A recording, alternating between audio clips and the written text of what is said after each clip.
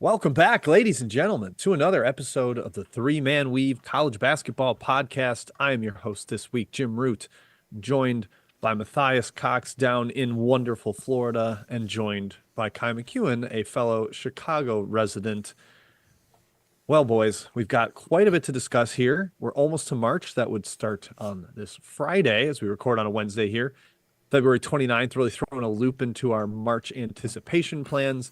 Kai, we had a lovely day in Chicago yesterday. It is much colder today, but I'm going to join Matthew down in Florida in 2 days, so I'm not too worried about it. How are we feeling, Mr. McEwen, as we get started today? Feeling good. Jealous of your guys' Florida, extravagance. You're gallivanting off to the Sunshine State, America's dong, if you will, while I sit here in Illinois holding down the fort for the full month of February. But what's Illinois then? If Florida's America's dong, Illinois is like America's sternum, lung. One of the lungs, I think, is correct. America's spine. Because Missouri, of course, is the heart where Matt and I are from, and Illinois would be one of the lungs. Wisconsin can be the other lung. No, just really excited for March. Imagine my dismay finding out tomorrow is still February. It's a leap year. I hate that. But March is around the corner. Excited to go to Vegas, and then, of course, Phoenix for the Final Four, Jim. So looking forward to stuff. Good. Yeah, we've got a lot of travel on the itinerary coming up. I will be in my own apartment very little in the month of March. But, Matt, that's fine. You're coming back pretty soon, Mr. Cox. This Sunday. Yeah, this Sunday I am. To get back to the bowels of our fine country. Good run down here in Naples, but get back to the routine. Hey, chili cook-off next weekend at Kai's place. Matt going to make a chili this year? We hope so. Ooh, I placed the one year I didn't make one, didn't I? I think I got third or honorable mention. That was a good chili. No. I don't know if you did. Fun little fact here too. Usually, Spring Forward is March or is Selection Sunday weekend, so we lose the hour on that day. It is actually Chili Cook-Off weekend this year, the final weekend of the regular season of college basketball, March 9th into March 10th. So we're 1 hour closer. That's fine. We'll take it. I don't know if that's because of a leap year. Whatever. Either way. That is the case this year. Guys, let's get into the show here. We've got your typical Weave presentation for you. Roots Roundup, our news and notes section. We've saw that. Some observations from the week that was. Three-man thoughts, just whatever's bouncing around in our minds. Yes, court storming will be discussed there. Of course, we couldn't dare not mention that. A little bit of game previews and reviews from you, the listener, at the end. We have 4 new ones, including a 1-star. So stick around to listen to us dice that one up because it is an insane, non-fact-based attack on the Three-Man Weave. First, shout out to Jay Pitty, Mr. Joe Paskoff, for generating the lovely tunes at the start of this episode, getting us in the mood to talk ball. Subscribe to the pod on iTunes, SoundCloud, Spotify, wherever it is you get your podcasts. And if you leave reviews on the Apple app, that's where we pull our reviews from. You can leave a 5-star review or a 1-star if you really feel like attacking us, which someone did this week. Again, we will get to that at the end. Subscribe to the YouTube channel. We've got live streams for this pod, streaming now 4 or 5 times a week in the morning for our Best Bet show. That is officially back. Yeah, all right. Sponsoring the Three-Man Weave. Shout out to Circa Sports. Very excited about that. We're also giving away a trip to Circa Las Vegas. A stay at Circa Las Vegas. Should make sure it doesn't sound like that the flights are included. But that is Sweet 16 weekend, March 28th through March 31st. 3 free nights at Circa Resort and Casino in Las Vegas. Limo transportation to and from the airport. A no minimum day bed on Saturday, March 30th to watch games with us. The Weave will be out there doing live shows from Circa. And 2 free drinks at the Legacy Club up on the 55th floor. I can't remember exactly what floor it's on at Circa, but a wonderful view straight down the strip from up there. It's fantastic. I'm going to drag these guys up there when we're out there in March. So enter that. You can find that in the link to this video, hopefully in the podcast. I'll put it there too. And then also on our Twitter handle, you can find that. It's just a simple form, first name, last name, email address. Boom, you're entered. You could win. We'll announce that on March 9th. All right, guys, that's it. Let's get into Roots Roundup. Roots Roundup, our news and notes section, is sponsored by CBB Analytics. Kai, one of the best, maybe the best, college basketball statistics website on the internet. Jim, it sure is. CBBAnalytics.com gives you the power to be your own college basketball analyst. I made that up. That's a pretty good one, isn't it? It's a good tagline for CBB Analytics. A very smart site for college basketball bettors, fans, and diehard fans alike. You want to see the latest on-off for your star player on your team? Guess what? CBB Analytics has it. You want to see which teams are playing a different style in terms of their four-factor footprint over the last 10 games versus the whole season? Guess what? CBB Analytics has it. Who is the most efficient team in the country shooting the three and who takes the most threes? Guess what? You can plot it on a cool graph from cbbanalytics.com. They do everything. They got coaching staffs using the site for their own scouting. It's good enough for you as a fan. It's good enough for you as a bettor as well. Very, very helpful. You can get $40 off your subscription to cbbanalytics.com by using our promo code WEAVE. That's WEAVE. Check them out. A very, very good website. Again, college basketball heads will very much love it. Do it ASAP. $40 off. Free month. It's March. When else would you want to do it? Use promo code WEAVE. It's the perfect time for it. All right, key headlines, guys. UMass is headed to the MAC. A reminder, as always, football rules all. The Atlantic 10 loses the Minutemen here. Some heavy rumors. Maybe they might add Charleston someday soon. Wouldn't surprise me to see them bring in the Cougars. Matthew, is this just going to throw you off to see UMass playing Bowling Green and Toledo and Western Michigan on a nightly basis? Yeah, it's not going to bother me as much as I feel like it'll bother the diehard A10 contingent. It does feel weird, though. It's like one of the few conferences that's been sort of untouched in recent years. Like a few changes here and there, sure, but it did kind of have a strong nucleus of basketball-centric schools in a relatively concentrated geographic area.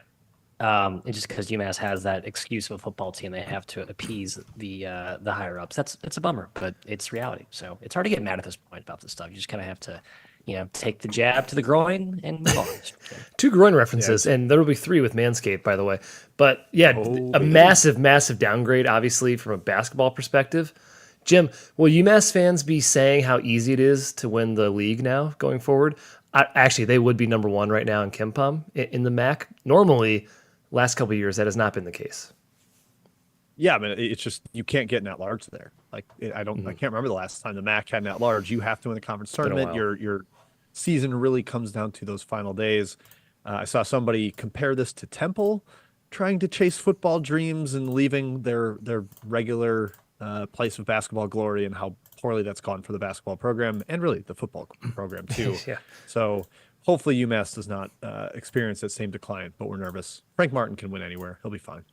Yeah. Nothing in the world of coaching news, really, unless we missed something. No crazy pressers, no extensions, no firings. Those are coming, folks. Those are on the horizon. The carousel will start spinning soon. But a 5-star recruit in the class of 2024, Derek Queen, headed to Maryland. Matt, what is it with them and like pretty cool named centers? Diamond Stone, Derek Queen. I know, it's great. This is great. Indiana fans not happy about this. This is just kind of another one of those misses on a relatively awful season in Bloomington. So I'll give you that little nugget from the sort of the pessimistic IU side, Kai. This guy's a fun player, though. I watched about 2 minutes of film, so I can confirm he's going to be a fun little guy for the Terps. Fear the Turtle. Yeah, go Turtles, whatever they say. Go Turtles. Indiana needs guards, Matt. Don't worry about a center. Focus that's right. If we can miss this and like there's a karma penance paid back for in the form of a guard, that's good. I need that. Nothing substantial in injury news again, unless something snuck under our radar. And it's great. We're not lamenting a Kyle Filipowski injury via the court storm, because God, that would be awful. Other random news and notes to get to, though. DeJuan Clayton debuted for Manhattan. This might be under a lot of college basketball fans' radar, but we found this fun because it is DeJuan Clayton's 8th season in college basketball, 4 years Coppin State. I think 2 years Hartford, 1 year Cal, now at Manhattan. Some injuries mixed in there. Kai, he debuted on November 11th, 2016. That is the year our podcast debuted. Wow. So he has been hooping for as long as we've been podcasting. That's wild. Yeah, you could say we're the DeJuan Clayton of podcasts. You could say that. I wouldn't. I hope you wouldn't, but you could say that. You could. Say it. Why not say I think I also am 98% sure I saw the headline that a judge cleared him during halftime. So he debuted in the second half. And came out for Manhattan. So Hey, way to stay I ready. heard he Kinda forgot wild to. stuff. He stayed I ready. heard he forgot to look at the review, and then he saw him on TV. I was like, "Oh, I got to do that." And then the judge started working on it during the first half, and then sent over the review to the coaches at halftime. That's Good right, for Kai. Blonde. He looks old. Not to be Yes, but, he like does. he looks like a guy. He's been around for a while. Like he's an elder statesman. Good for him. As Kai said, don't get ready, stay ready. And Mr. Clayton was ready to rock. That's our podcast. It's been around for 8 years as well. Conference clinchers. Shout out to some schools that have won their leagues. Samford officially won the SoCon outright.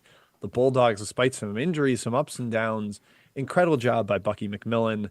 Not the preseason favorite coming in. That was Furman. And the Bulldogs have taken care of business. He wins wherever he goes. Mountain Brook High School, Samford, potentially somewhere even bigger down the line. I think it'd be kind of funny if Nate Oates took his dream job at Michigan State and Bucky gets to stay in state of Alabama. He'd have to actually move out of Birmingham, but I think he'd be just fine there. Also clinching their league, South Florida, guys, quite a storyline in the sport right now. Clinched at least a share of the American with 3 games to play. They have won 19 of their last 20 games, including 13 straight. Matt, their only loss in the league is to UAB. They beat Memphis. They beat FAU. They beat SMU. Why is this team not the best in the American? Why aren't they a clear at-large? They're not. They're good. They're good. I'm taking I'm going against the grain people, as many did with Providence a couple years ago, right? Not the same story, but somewhere where it's like all the experts were like, it's all lucky and BS and shot making regression both ways. And I think they're right, but also I think they're just really good. Like I think they have some really tough shot makers. Like the stuff against FAU we watched, the stuff against even SMU. Like it's a real team, and they have guys who won at that at a place that's never won before last year at Kennesaw. Shouts to Trilly calling Amir Abdurrahim the hire of the offseason that no one saw coming. He was probably onto something because winning at USF is like basically impossible. He's a great coach. And he's a great coach. Jim, go ahead. It lost to Central Michigan home, Maine at home, at Hofstra at UMass. There's a reason they're not in the at-large discussion. That I know it took the team a while together to come together, but that matters. Every game matters. You have to account for them. It's a way of rewarding coaches that retain players. If you're worried about continuity, sometimes that's just part of it. And again, they scheduled a poor non-conference schedule because of the lack of continuity that they had. Still slipped up. Yeah, it's all part of it. But they've got a chance to win it or to win the American tournament and get into the big dance that way. Everybody's got that chance unless you don't qualify for your conference tournament. Sorry to those teams. Did you mention the unbalanced schedule, Jim? We discussed it internally, but the South Florida, you can't be a luckier scheduling team than South Florida in the American. Yeah, they played FAU once, Memphis once, North Texas once, SMU once, UAB once. And again, they beat all those teams except for UAB. They did. So that matters. Yes. And so credit them for that. But this comes from the league kind of taking a guess at who their best teams would be and trying to pit the best teams against each other twice to amp up strength of schedule and quad 1 and 2 opportunities, et cetera. And that's how you end up with South Florida having not played a quad 1 game. Not even a single one right now, based on where everybody else is in the net. So it's just unfortunate. It hurts the profile overall. Yeah, Dusty may even talked about this. He was frustrated that like in a new league, you're trying to build like new rivalries, and it's like, why would you not do the USF FAU home and home? Like that's just that's a no-brainer. That should play every year. And obviously, Dusty's saying that because he would like another opportunity to get win. Mm-hmm. But hey, so would USF, honestly, and that'd be fun for the fans as a newly adopted OWL supporter. That would be a cool rivalry to see emerge because I don't feel like the FIU does it for me, especially now that they're in different conferences. I'll poke a bear right here. If you're going to take an at-large team with no quad 1 games at all, Princeton has a better resume. Sorry, they do. They did a lot more in the non-conference and all the on the road too. I think that's like one of the best road teams that's been proven. Yeah. Yep. So they're poking the bear as we're praising South Florida. I'm sorry, I had to slip that in, Bulls. Also clinching at least a share of their league titles. St. Mary's in the WCC, Eastern Kentucky in the ASUN, High Point, Mr. Alan Huss's High Point, first year there in the Big South. Oakland in the Horizon, Vermont in the America East, Charleston in the New Coastal, not the Colonial, the CAA, and McNeese State will wade down there in kind of the Bayou, Lake Charles in the Southland. Bayou-ish, yeah. Big hat tip to all of those schools. Congratulations. We'll continue to share any other clinchers. I mean, next week it'll be almost all clinched come this time of the week. High Stats of the Point will be day. mentioned again later this podcast. So High Point fans, stick around.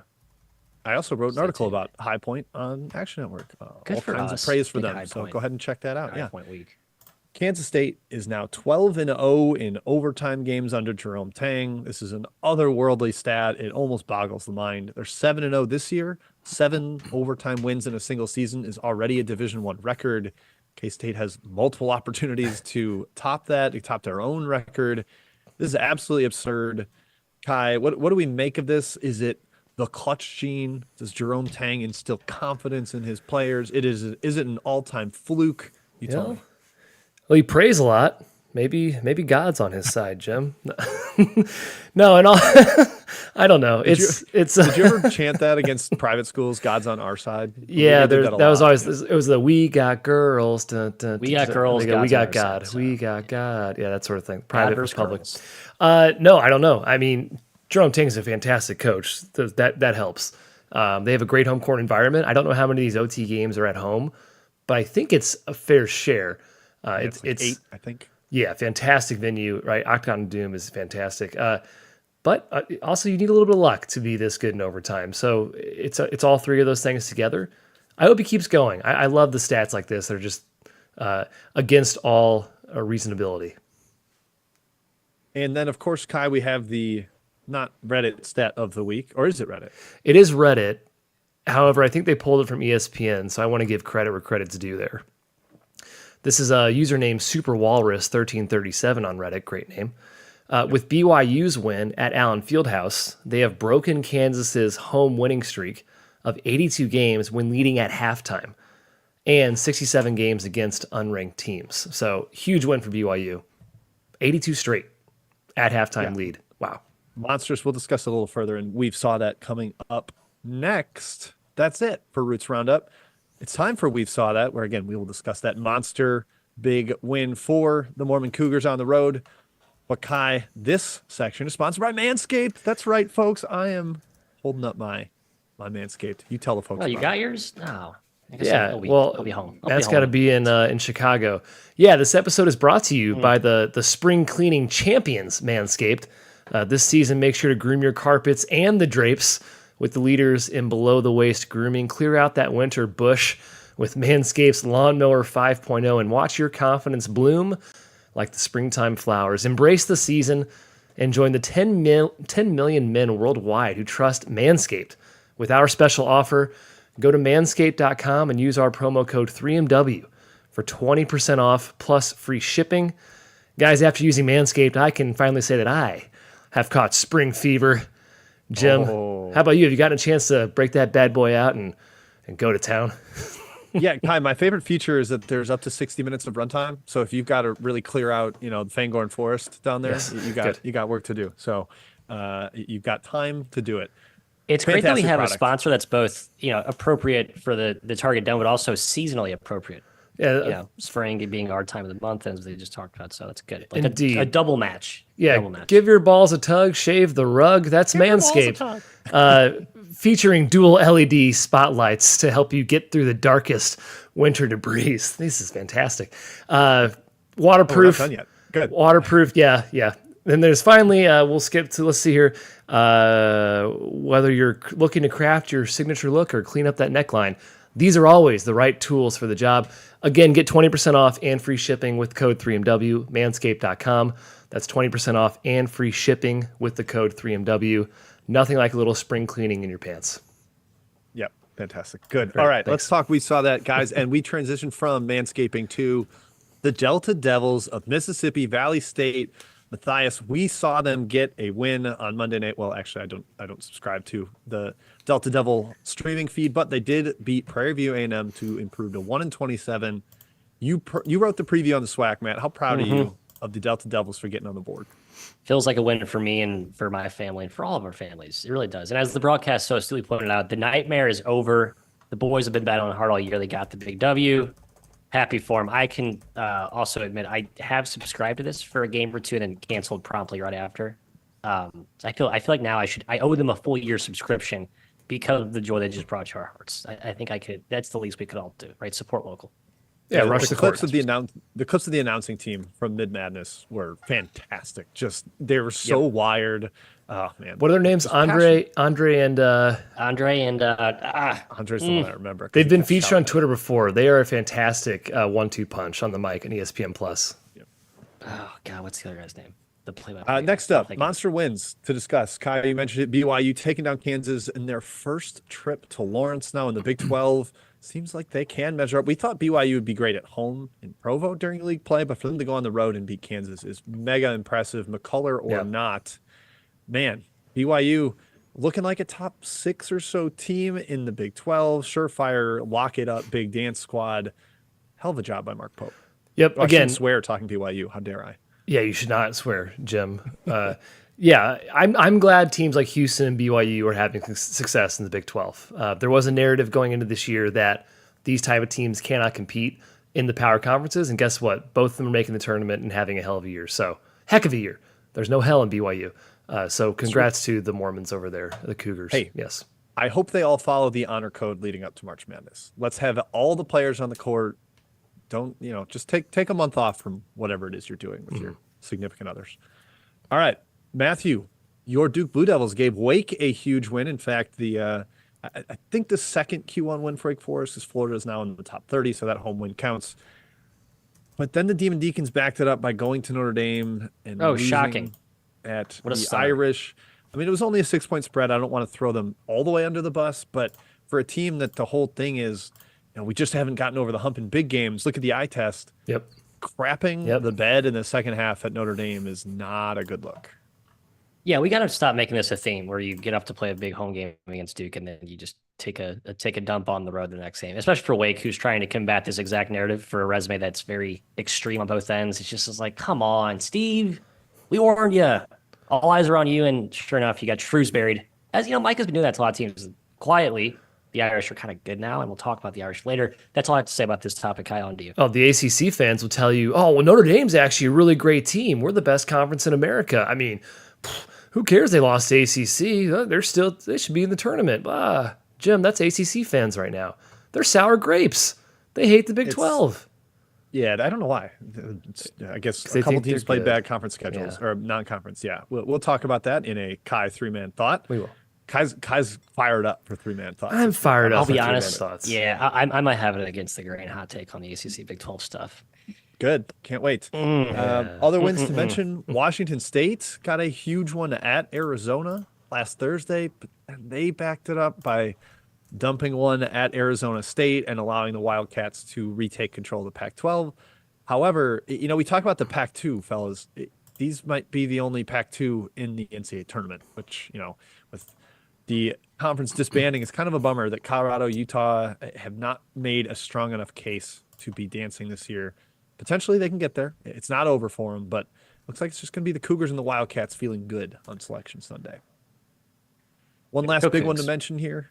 St. John's, Rick Pitino got a big one against Creighton on Sunday, beat them by 14 to get them right back in the picture. Perhaps not in the field as of today, but definitely right on the cusp, kind of first forward out area. And we know that if Rick Pitino could be a tiebreaker, sending him to Dayton for a Tuesday or Wednesday night game, that'll be tough for the NCAA tournament committee to resist. TV ratings, money, it all rules us.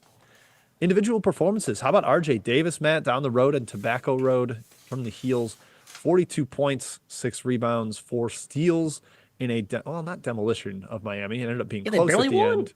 Yeah, he demolished Miami. Yes. Nobody else did. Baycott was missing layup after layup in this game.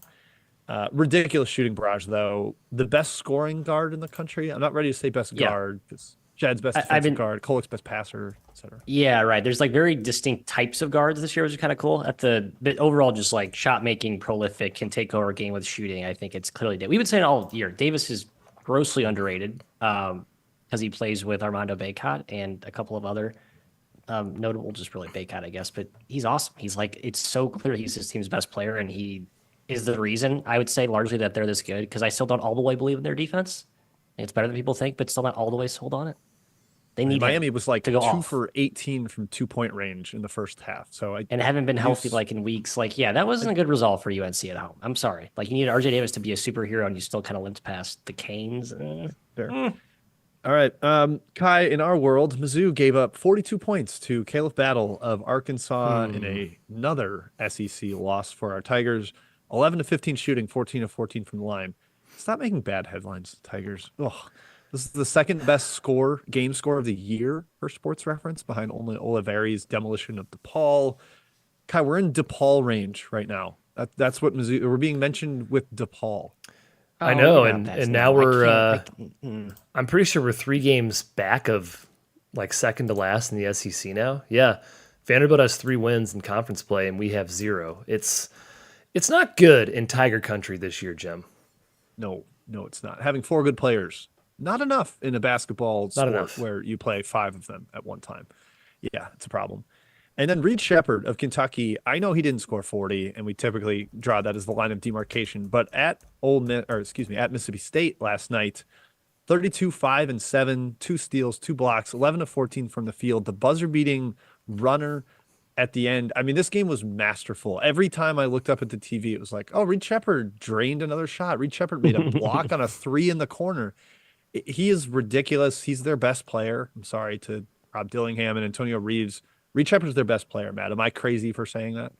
No, Sam Vecini had the on-off splits posted today on Twitter, and I just exit out of it. It was they're 40 points better. They're 40 points better. And it was the minute stat too. They've won in minutes he's played. They've lost in minutes he hasn't played. Yeah. Let's point out he was part of the. Let's not shower him with praise without some humility here. He was part of some of the defensive disaster moments that they had, the last couple of weeks. But I think when he's fully engaged, as his team is now appears to be fully engaged, yeah, they're dangerous, and he's special. And there's a reason why his lottery stock is surging, which might surprise you. Yeah, or maybe not at this point. 37 recruit. Good job, analysts. Really nailed that one. Xavier Booker, 40 spots better than him. Okay. Or is that Tom Izzo's fault? Discussion to come later, Michigan State. Sure, yeah. Tristan Newton had a triple-double against Villanova. 10, 16, and 10. Man, he is ridiculously versatile, up to number 5 in Ken Palm's National Player of the Year. I mean, best player on the best team. He's really, really good. And then Peyton Sandfort had a triple-double for Iowa, 26, 10, and 10. First in Iowa history. This year, guys, he had been above 4 assists twice. He had 5 once and 6 once. Never had 7, never had 8, never had 9, and suddenly he puts up 10 in a win over Penn State. I mean, hey, I was singing this guy's praises in the preseason, Kai. I should be excited about it. He can hoop. We were calling him the next big Iowa scorer, and I guess he is. It's just not Iowa's just not like a great team this season. However, they are trending up. It's possible they make the tournament. As wild as that sounds, if they go on a bit of a run. I kind of think Iowa is a sneaky dark horse. Like they go to the championship game of the Big Ten, and like they're all of a sudden in bubble discussions come Selection Sunday. Again, we talked about how the conference tournament performance doesn't really mean much, but I think that's one to keep an eye. It's like, oh, Iowa's in this tournament again. Oh, but it does in the sense that you're talking about though, because they'll rack up 2 to 3 more Q1 wins. In theory, that's right. They actually had real beef. They had real beef. Yeah. I think it's a lot of times seeding doesn't get impacted. Correct. Gotcha. That cut line is like you can't ignore those games. They're too important. 15.7% chance at an at-large per Bart Torvik right now. I could definitely see that trending up as they continue to play well down the stretch. Bad loss section. Illinois collapsed against Penn State. Hey, another mention here for the Nittany Lions. Kai, Illinois had a 99.2% chance to win. I can't believe they blew that one, but maybe this is the magic of Rec Hall. I think Penn State should play more games there, quite honestly. Yeah, up 7 with a minute left, and they lost. That's it's about as bad as it gets. Happens, college basketball, but yeah, tough loss for the Illini. I think they bounced back okay in their game after that. Jim, if I'm not mistaken. I mean, just a tough collapse like that. Cincinnati might be out of the at-large discussion or very close to. They lost at home to Oklahoma State, which is like, quite honestly, the easiest game you get in the Big 12. Home against Oklahoma State. You got to take care of business in that one because then you have to go to Houston like Cincinnati did last night. And despite a game effort, we're not able to get a victory there either. No bueno. We mentioned Wake Forest. Don't lose at Notre Dame when you are right on the cut line. Don't do that. That is not the impression you want to leave people with in terms of eye test. Michigan State lost at home to Ohio State. Actually, their second straight home loss, considering Iowa, the aforementioned Hawkeyes, had just beaten them there. They're not quite bubble territory, but I still have them, 9 seed. But they're fading. They're certainly fading. Fading fast, and we remember they were in the play-in game with UCLA, the year UCLA made that huge run right to the Final Four. Michigan State should have probably won that game, but this is not unprecedented for Tom Izzo and Michigan State in recent years. Yeah, they're falling fast. Yeah, I mean, last year everybody threw Hubert Davis under the bus because preseason number 1 didn't make the tournament. I mean, Michigan State was like preseason number 4, number 5, almost everywhere. If they miss, that's a bad job by Tom Izzo if that team misses the tournament. Texas Tech lost to UCF and then got absolutely blitzed at home by Texas, just completely dominated. It was a 25-point game with like 10 minutes left. The final score not reflective of how much of a blowout that was. Did you guys see the Brock Cunningham tackle? No. No. Okay. Oh, no, I didn't. I saw a tweet. I was like, what? Yeah, no, enlighten me. I did not see I want to say it this. was like 65-40, like complete blowout territory.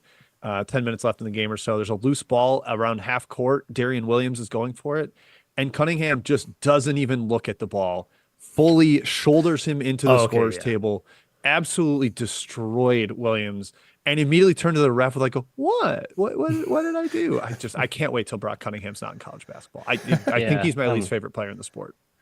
Kind of over him a little bit. Yeah, Get out. I agree, Jim. Get out of my sport. That's what I say. And Toledo lost at home as 16.5-point favorites to Northern Illinois. Had a chance to tie up the standings in the MAC with Akron losing at Ohio, but nope. They are still a game back. Don't lose as 17-point favorites. Don't do that. All right, that wraps up. We saw that, fellas. Let's get to 3-man thoughts. I'm sick of talking. I want to make one of you feed me some thoughts. But first, Kai, this section is sponsored by our loyal, dependent, been there from the start, sponsors, Home Field. Home Field. You know what it is? It's Home Field apparel, baby. We're talking the best collegiate apparel in the entire United States of America. I'm wearing my Mizzou Home Field apparel right now. They have some of the best Mizzou gear I've ever seen. And folks, I've seen a lot of Mizzou gear. I went there, and so did Jim. Home Field dug through Mizzou's archives, and they found fantastic gear that spoke to Jim and I. They went through our archives, man. They got the 1961 Mighty Mizzou Orange Bowl appearance. I didn't even know that was a thing when I went to Mizzou, but Home Field knew. Home Field's got shirts and hats and sweatpants and long sleeve shirts for every school in the country. That's a lie. Not every school in the country. Just a couple hundred. If they don't have your school, though, you can tweet at them, Homefield APPARL on Twitter, and say, Home Field, stop forsaking me. Get my stuff on some shirts. And they'll say, we will try. We'll try our best, and they likely will get it. You can get 15% off the most comfortable collegiate apparel you'll ever own by going to homefieldapparel.com and using our promo code 3MW at checkout. Again, that is Homefield. Wear one for the team. Yeah, so clean yourself up with Manscaped, dress yourself with Home Field. Simple enough. Get your stats from CUV Analytics, gamble at Circa. Boom. Branded content. Let's go. All right. Kai, I'm going to you first for 3-man thoughts. Okay. I'm excited for you to get going here. Okay, should we, fine. Let's do, we're kind of in a scheduling thing. Let's do Big 12 non-con scheduling. So I've seen a lot of discourse on Twitter, in the media, and even coaches, particularly from the ACC, basically saying the Big 12 has somehow manipulated the net by their non-con scheduling. Jeff Capel said, quote, "Do I believe some Big 12 coaches and administrators have concluded that saturating their schedule with power conference opponents isn't worth the risk? Yep." Pretty rich from Jeff Capel, whose Pitt Panthers are number 310 in non-conference strength of schedule, and even worse if you look at KenPom, I think they're 344. Brad Brownell said he's frustrated about Big 12 teams manipulating net rankings. Jim, as we know, net ranking, it's not really even considered for selection or seeding by the committee. It's simply a sorting tool. And guess what? Playing and beating Q3 and Q4 teams, it's not moving the needle for being selected in the tournament. You'd prefer to win Q2, Q1 games. You can kind of go down the list here between ACC and Big 12 teams, compare non-con strength of schedules. But the point of it is... The one I want you to talk about is Jeff Capel's hypocrisy with it. Well, yeah. They played two power teams, right? They played Florida, they played West Virginia. 344th non-conference and Missouri, I strength of guess, schedule. 3. Don't throw any stones if your non-conference strength of schedule is that bad. You can't do it. You're not allowed to. I'm not allowing it. I'm barring you from it. It's insane. And by the way, they still had to beat these teams, the Big 12. So you're basically mad at Iowa State, who had a bad non-con strength of schedule. That's true. Blowing teams out, and people are saying how that somehow overinflated their predictive values. Okay. But then what does Iowa State do in the Big 12? They win a bunch of games against elite competition. they're still winning these games. They're still blowing they're out teams they second, should on their schedule. 2 games in the loss column. They're in second, and they played the second hardest Big 12 schedule out there. Yeah. They're good. They're really good. ACC, Wake, you just lost to Notre Dame, man. Like, I know Wake's not maybe complaining here, but Pitt, you lost to Mizzou at home. You got to win games in your schedule. And guess what? You guys could have done the exact same thing. Everyone knows the rule. Everyone has the same amount of information here. To just sour grapes about the Big 12, which is weird. It is the best conference in America. I don't know how you can deny that by looking at these teams up and down. And every metric, every betting metric, it is. It just is. So that's, I guess, what I had to say, Matt. I'm sorry. By the way, Houston, better non-con strength of schedule than Wake. So we can play this game all day long. And Kansas, one of the best non-con strength of schedules in the country, Matt. Your thoughts as the ACC guy?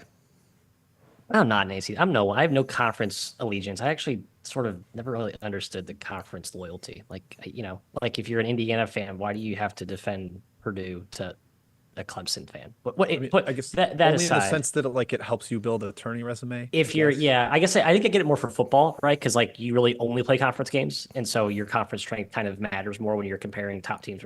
For basketball, it's I get it somewhat, but mostly it's I sort of lose passion pretty quickly. There's no argument either. These strength of schedules aren't that big of a difference between conferences. I think Scott Van Pelt did a whole big one big thing on this. His take was spot on. Hey, Brad, I agree with some of your points. And by the way, Brad Bonnell had good points. The ACC has actually outperformed in the Big 12 in some big game metrics. And head-to-head, they're at 9-3, I think, against the Big 12. But Brad, you could schedule differently too. Pretty skewed. I'm not tolerating that. The Big 12 has the best winning percentage against other power conference teams, against top 10 conference teams. I did the stat already. Yeah. Okay. I'm not saying the Big 12 didn't be good teams. I'm just saying he has points that the ACC has had there's evidence that they played better against good competition. They're obviously not better than the Big 12. No one in the right mind saying the ACC is better than the Big 12. However, ACC Brad, fans are. He's saying that. I think a lot of ACC fans. Yeah. They think that ACC is better than the Big 12. No one who's saying that. Yeah, they do. No They think one's it's the saying best that. conference. They do. Yeah. Okay. Well, then if Our that's what buddy they're saying, Terrence Oglesby thinks the disavow. ACC is the best conference in America. Okay, well, TO is obviously paid by the ACC, and that's fine. But genuinely, I think the ACC is a little bit underrated, and the Big 12 is a little bit overrated, a little bit. The middle of the Big 12 is looking a little more brittle than I think we thought it was a month or two ago, and injuries are a big part of that. But if you look closer at the middle of the Big 12, I don't get as excited or terrified at a lot of those teams. And if I look closer at the ACC's middle to upper, I'm there's actually some lurking dangerous teams in that. What's the middle compared to the ACC middle? What teams are we talking about here? So, for example, TCU, Texas Tech, Oklahoma, Texas, Kansas State, is sort of the middle of the Big 12. I don't think any of those teams 5 through 15 in the ACC. Yeah, I'm not saying apples to apples. I'm just saying the ACC's middle to upper bush, I think, has a little more. The gap's not as far as it maybe appears on the surface. Just a general anecdote there. Boy, I You don't don't agree. agree? I think it's clearly better than the middle of the ACC, demonstrably. But also, real quick, the Big 12 smart. They know their conference will be better, so they shouldn't schedule hard in the non-con. Their strength of schedule will be made up by their entire conference. So if you're the Big 12, you should be scheduling crap teams. I think personally, you don't need to set yourself behind the 8 ball in the non-con. If you're smart, that's what Iowa State. TJ did it the right way. I just don't want that to be the every game's narrative, Q1. though, because that's not the takeaway for a lot of teams. They're still playing games. They're playing, again, few outliers, but Pitt, again, outlier. A lot of teams are playing good teams in the non-con and having similar strength of schedules to ACC teams. When you just when you say in a general, they didn't play anybody, it's just patently false. They played about I agree. About as good competition as the ACC did. I don't get why Jeff said that, Jeff Capel, because I actually agree with his approach of playing bad teams. He had a young team. He had 2 freshman backcourt, 2 freshman guards. They clearly got better late in the year. I think he was smart to play a bad schedule. So I don't know why he said that. It made no sense to me. I was like, Jeff, I think what you did was the right approach, my guy. And they just weren't capable of beating those teams by a lot. When they did play Iowa it. State, Yes, exactly. who turned over a ton of their roster too. Maybe that meant beating teams by 40 instead of 15 like Pitt did. Maybe that meant that Iowa State was better, and every evidence of peace since then has borne that out. It's just, I think the biggest takeaway is that every coach has this super weird conference loyalty, and they'll just speak outside of the realm of reality to create the narrative that their conference is better. That's the biggest takeaway. It's just from that lens, it's not weird. of course, Brownell and Capel want the ACC to be awesome and right. respect it because they have better chances of. And if they're not, they're of getting exiled. bids. It's exactly. So I guess I get it, but back to my initial point, I do as I look close to the ACC, I'm like, you know what? There's a little more here that meets the eye at the upper end of the standings. But like, Who's wait, quit good freaking outside losing. the top UNC four? and Duke, man. That's it. Wake Forest, Clemson. I still Okay, think Pitt's I think dangerous, and Clemson's that's good about as it. well, Yeah, for the that's record. about it. But That's so you have named 4 teams. But let's and take- I think everybody else is. Blah. you take Yes, Wake, upper mid. man. I don't think you go very deep in that. Wake has one doesn't go much deeper Q1 than win. Wake lost to LSU, Utah, and Georgia in the non-con. Yeah. Oh, they didn't have Yeah, Efton Reed. pre so I don't Efton know. Reed. That's the point. I think Like, every team has their own case by case Every team situation. has that. Right. So situation. schedule to your situation. Right. That's what you should do. Schedule to your, if you're an older team, then play big boys early. If you know you're gonna have a bunch of guys back, but you're ready to go. You'll have an advantage. But if you're not, then don't. You should play bad teams. You shouldn't be taking losses. I don't know. I don't know. That's the You're takeaway. kind of like talking up the mush, man. The Big 12 like definitely has 8 teams better than the 5th best team in the Yeah, ACC. no, I agree. Again, not saying ACC is better than Big 12. Definitely not. I think the ACC's like 3 through 6, 7 is a little bit better than what meets the eye. And I think the Big 12's 6 through or 5 through 10 is like, okay, yeah, really good. But like, I feel like a month ago, I was like, holy shit, this is the best conference that's ever existed. I don't feel that like terrified of the TCUs, the Techs, the OUs, the Texases that I did like a month ago. I don't know. I guess I don't really agree there, but the Big 12 has more Brad of a bottom Brownell, now. you're wrong. You're still wrong. You're still wrong. Okay, so ends All right, my first yeah. thought. Yep, I guess we can. Spirited we can probably debate. go on. We could do a whole pod episode on that. Matt, I'm going to let you control the mic now. Take it For wherever you real? would like to. For real or for fun? I was trying to think of a better name for this. I want to start the discussion. I was going to do a whole looking at prior tournament comps with Bart Torvik's tool, which is very interesting. You can kind of get a subset of what past teams with similar analytic profiles, how they fared in the tournament. But just as we start to see the picture, still blurry at this moment, right? But like some of the mid-majors that are likely to win their conference tournaments and or are at the at-large, right side of the cut line or close to it. We talk about who's going to be that fun Cinderella, who you want to pick in your bracket. He thinks going to, Furman last year, right? Liberty a few years before that. And I think I have been a victim of falling in love for the fun, sexy, this team is fun to watch team, right? Colgate getting blown out by 30 points in a 40-second span to Arkansas. Let's separate the pretenders from the contenders. And again, not scientific yet. I want to get scientific when we actually have the teams that are close there. But just what are your guys' thoughts on if these teams are in the field just for fun or for real? And I started to classify them, so I guess you can have the cheat sheet in front of you. But I love Indiana State. Everyone loves Indiana State. I love Samford. Everyone loves Samford, right? Fun, pressure, buckyball. They're easy to write a narrative about both these teams as you prep for your NCAA tournament coverage.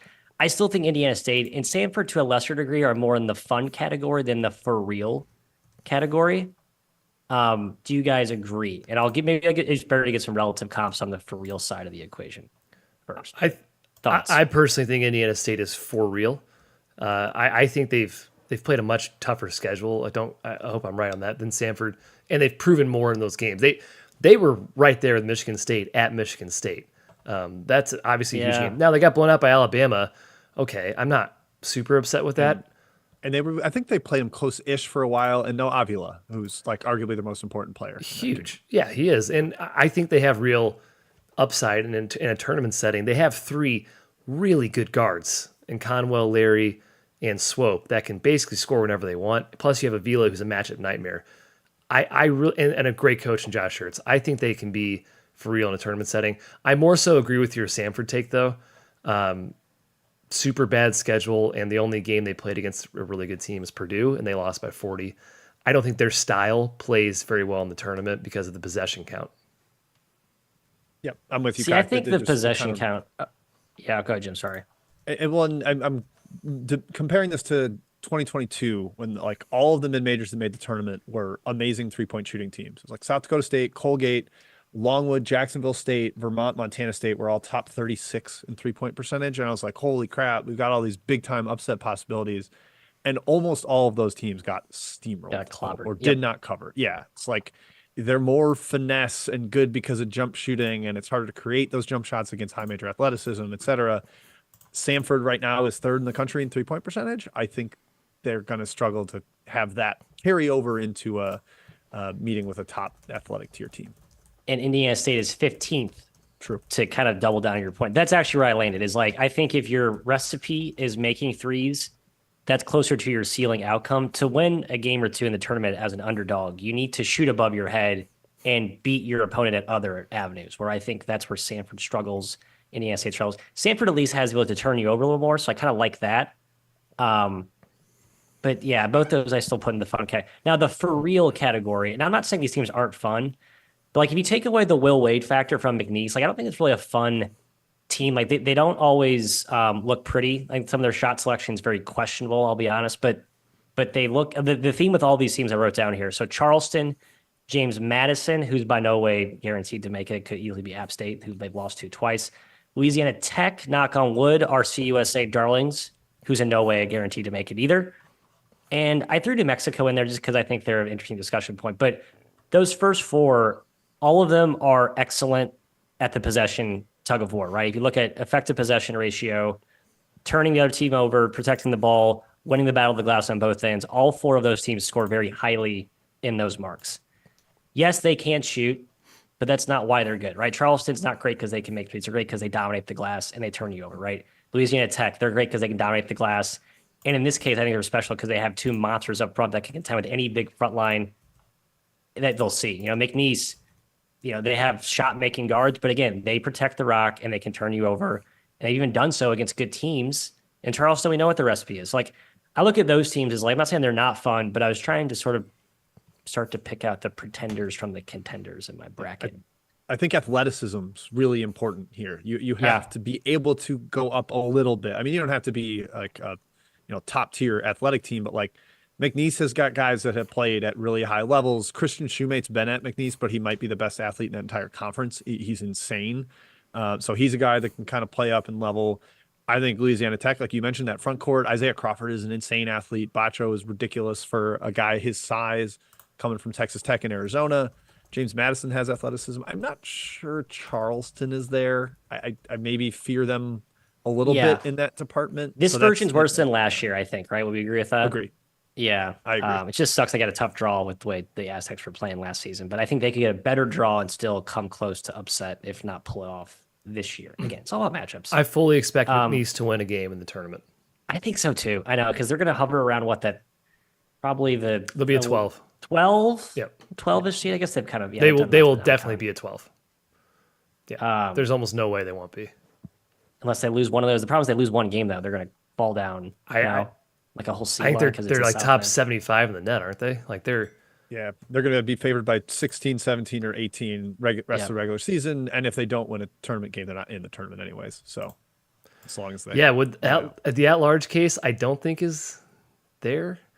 We've never seen a team get 28 wins and left out of the field. I mean, that would be something. Yeah. They're another team we mentioned, like Princeton and South Florida, with no Q1 games at all. Yeah, right. But maybe you punish them for playing Mississippi University of Women and all the kind of bad non-conference that they played. Last one, New Mexico. I hate this team right now. They're playing terribly. Can't lose the Air Force. I still think the way they dominate the possession tug of war, they got a chance to make a deep run in this field. I really do. Turn you over. They protect it.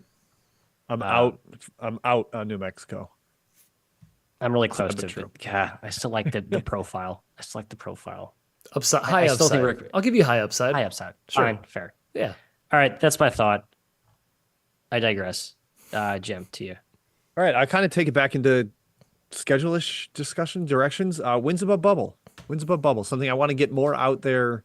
I think it would help people with the discussion of comparing conferences, comparing teams.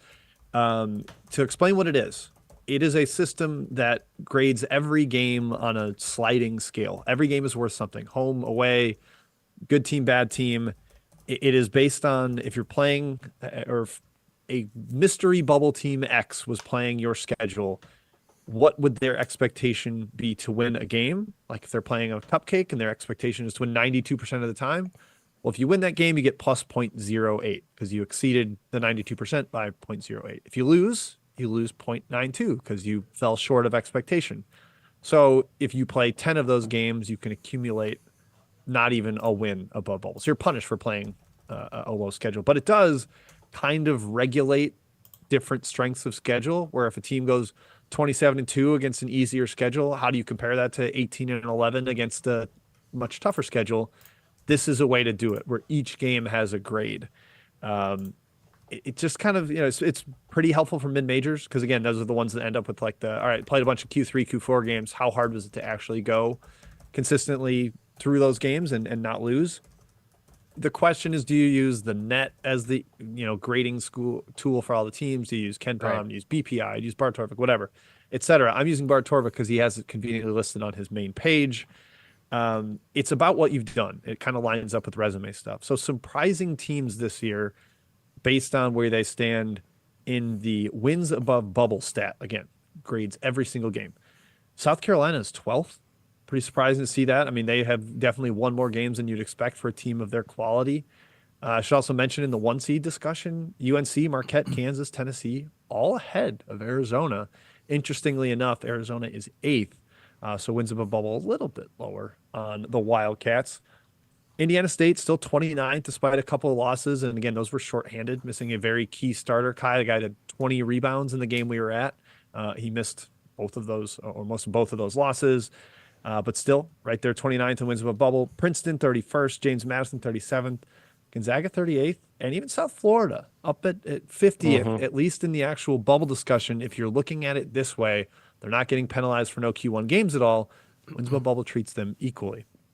The other end of the spectrum, St. Mary's just 45th, Michigan State 53rd, Wake Forest 63rd, Villanova 67th, Texas A&M 69th. You're punishing these teams for all the bad losses where they should be winning these games. That matters quite a bit to me. Kai, do you think this stat has any merit? Are you kind of out on it? Is it too hard to interpret, or do you think there's actually some value to it? It's a good question, Jim. I think so. This does not take into account margin of victory. Is that right? Correct. It is all, did you win or did you lose? I think margin of victory matters quite a bit, because I think you still want to put the best teams in the tournament, and which goes into these are the best teams in the country. However, I think wins above bubble is a good tool that should be probably added to team sheets and considered, because it does neutralize everything like you said. And I think it's a really helpful tool to use when you are sorting through these bubbles, because if you look at it in this sense, we'll say Indiana State, if they don't win the Missouri Valley, look how much better they are in wins against bubble against a team like Villanova or Texas A&M. In reality, they would be pretty close to pick against both those teams on a neutral floor. It's not crazy to say that they are more deserving to be in the into the tournament, but I don't think they are in the current setting. Yeah, it's definitely like I would never pitch it to be the end all be all, like only look at this for selection, but I think it is a very valuable tool, like you said, that should be on the team sheet. Matt, how was my explainer in wins above bubble? No, I love this, and I think you could just make the metric a mixed bag of the net, KenPom, Bart, all the metrics on the team sheets. Just either have them all rolled into one aggregate ranking and do wins above bubble against that, or have wins above bubble next to each of those, right? So you actually get it basically creates a true winning adjusted assessment of all the metrics that are already on the team sheets, right? So I'm with Kai that predictive matters, but all the predictive stuff will be rolled up into those.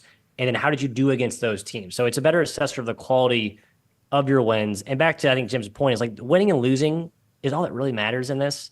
So predictive does matter. And I think that's important, but I think that comes through in the wins above bubble. Did you actually win games that you're supposed to? Did you get wins that you weren't supposed to? I also like that generally I'm looking at just kind of a theme. It tends to really bump road performance, which I like. Yeah. And I do think this year, especially, the road performance is super impressive. And those who have won a lot on the road are going to probably underseed, as I said last podcast. So another major advantage to it is there's no arbitrary cutoffs where a team we beat went from 31st to 30th. We just got a Q1 win instead of Q2 right. win. It's so dumb. Every Twitter's oh, great. Yeah, I hate that. I do hate that. It's all sliding scale and continuous scale in quality rather than kind of these benchmarks that you've got to clear. And it just makes it easier for a human brain to process. How do you compare a team that's 2-1 in Q1 games versus one that's 5-6?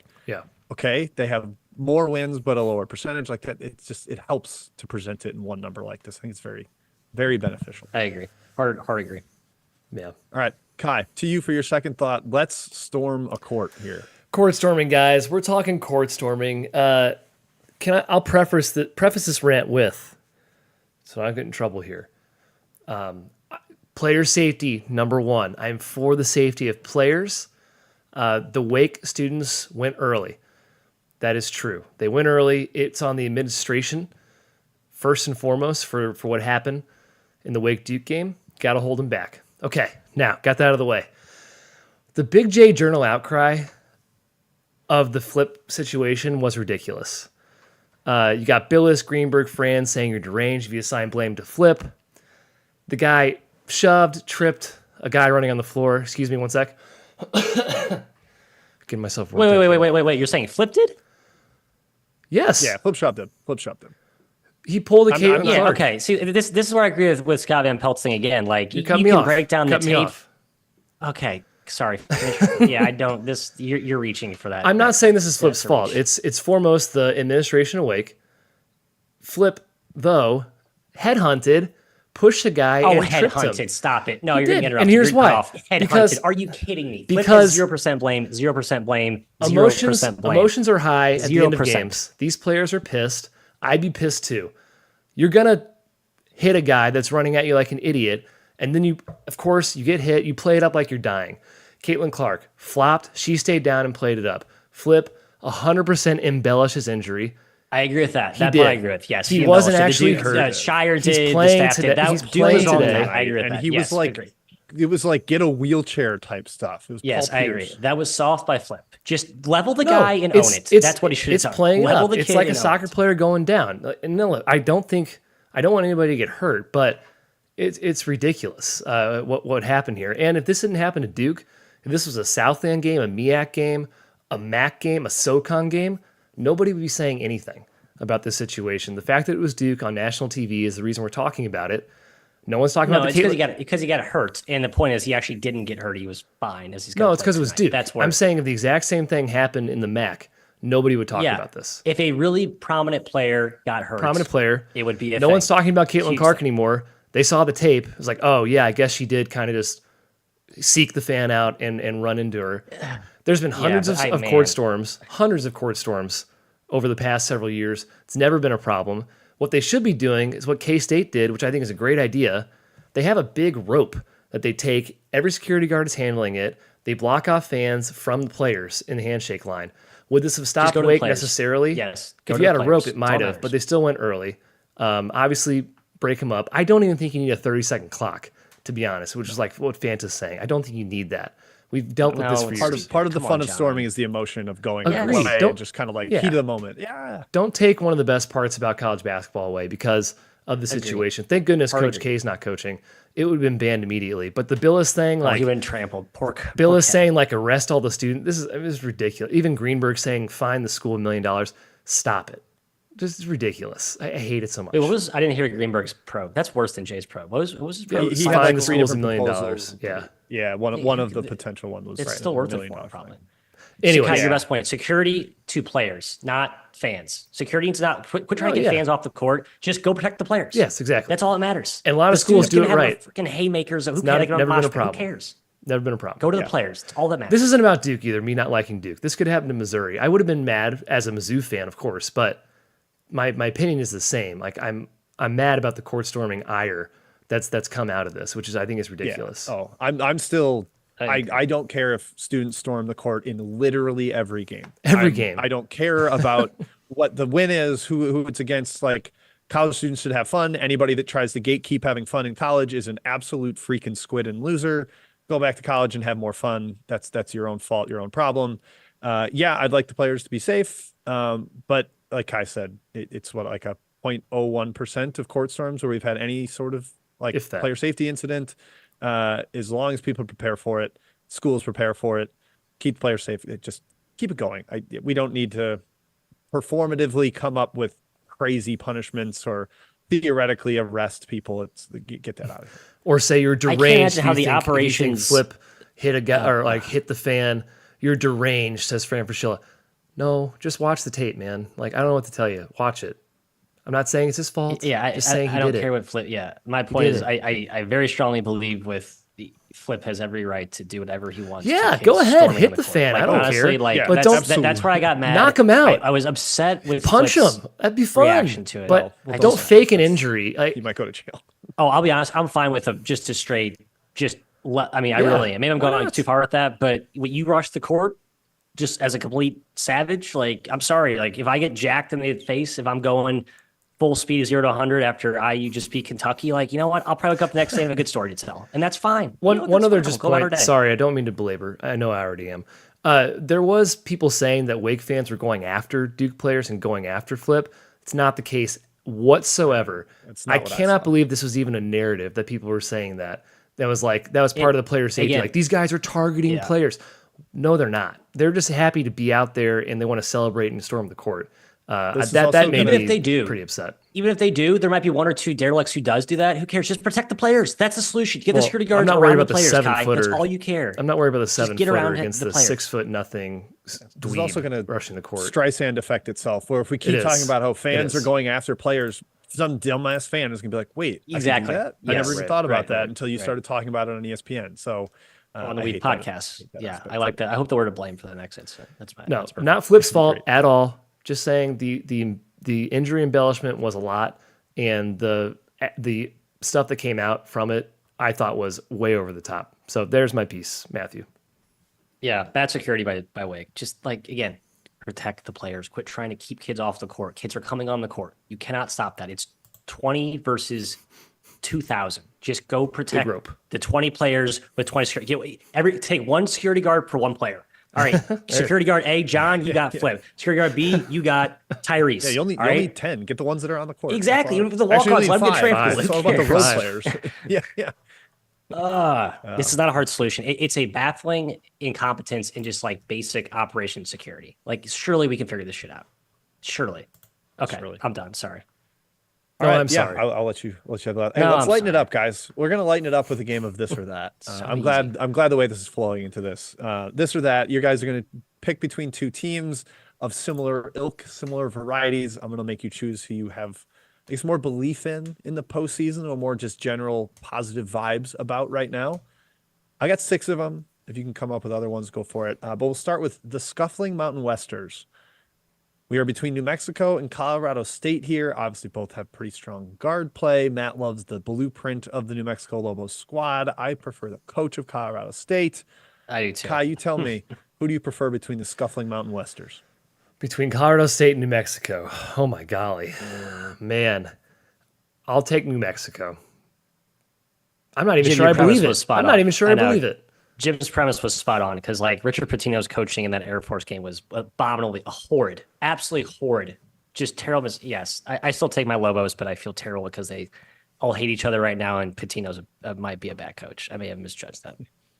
I'm actually, it's going to sound crazy, but I'm going to go New Mexico too. I've watched a few Colorado State games lately, and they do not inspire at all. I can't believe they have the number 1 2-point percentage defense in the Mountain West. That actually really surprised me. But I don't know that besides Stevens, anybody really does much for me in the offensive end. Clifford's kind of faded a little bit, and defensively, lack of size, lack of physicality, teams just kind of punk them inside, and that's why Nevada took a bunch of free throws against them. So, all right, generally all a lukewarm New Mexico. Great. The mid-teen Blue Bloods, 2 Blue Bloods in the middle of the teens in Ken Palm's overall rankings, Kentucky or Kansas. Matthew, going to you, and you can do whatever you want with McCullough's health. I'll let you take that as you will. No McCullough, Kentucky, fully healthy. Last year, McCullough, first half of this year, McCullough, Kansas by a nose, somewhere in the middle, which is probably where the truth is, right? Sounds like he's not going to ever be 100% this year. They may have to kind of work him back in slowly. I'm going to go Kentucky. I'm going Big Blue Nation, the Fighting Reed Shepherds guy. Healthy, I take Kansas. No McCullough, I take Kentucky.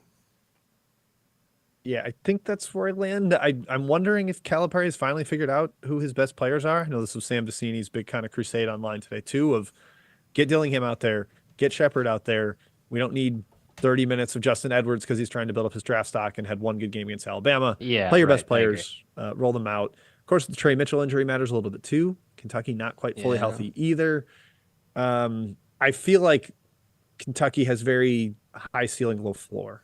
There's a chance of a dud kind of effort that worries me. We saw that in the non-con. They lost at home to Wilmington. So I will tentatively take Kentucky. I don't feel great about it. Yeah, All right. going against Bill Self in tournament probably feels dumb. And now that I think about that, but I'll stay with Kentucky. All right, this or that between the ACC Titans, Duke or North Carolina. They are 8-9 in Ken Palm right now.